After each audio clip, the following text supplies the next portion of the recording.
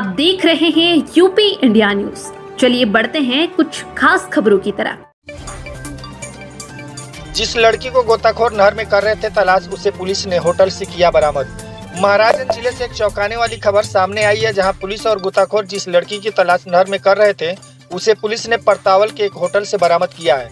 जिसके बाद लड़की की द्वारा रचे गए आत्महत्या की कहानी पर पर्दाफाश हो गया। पुलिस अधीक्षक डॉक्टर कौस्तुभ ने इस मामले में प्रेस कॉन्फ्रेंस कर जानकारी दी है।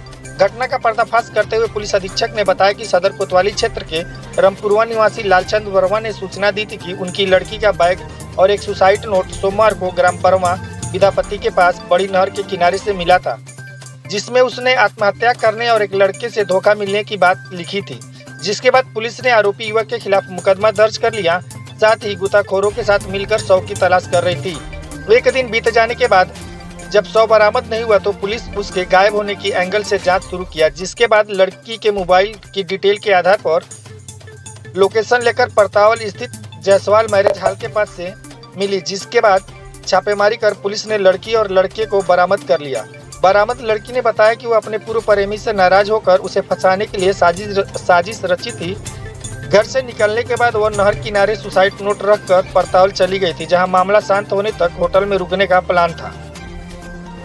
ये जनपद महाराजगंज के थाना कोतवाली अंतर्गत 25 तारीख की शाम में पुलिस के पास ये सूचना आई थी कि एक व्यक्ति द्वारा बताया गया कि उनकी नाबालिग बेटी द्वारा नहर में कूदकर जान दे दी गई है तथा वहाँ पर अपने कुछ सामान और साथ में एक सुसाइड नोट छोड़ा गया है, जिसमें उन्होंने एक उसके बातचीत करने वाले एक लड़के के ऊपर आरोप लगाया था।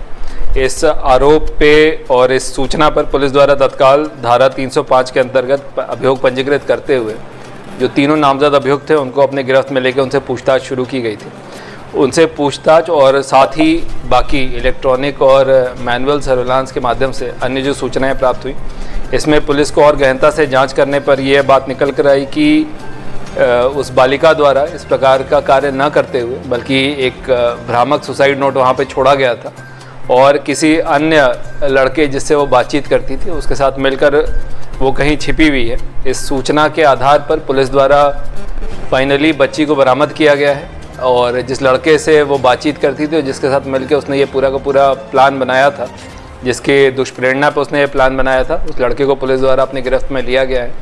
और इसमें जो पहले 3 नामजद लोग थे, जो लड़का और उनके माँ बाप थे, उनके ऊपर आरोपों की पुष्टि नहीं हुई है।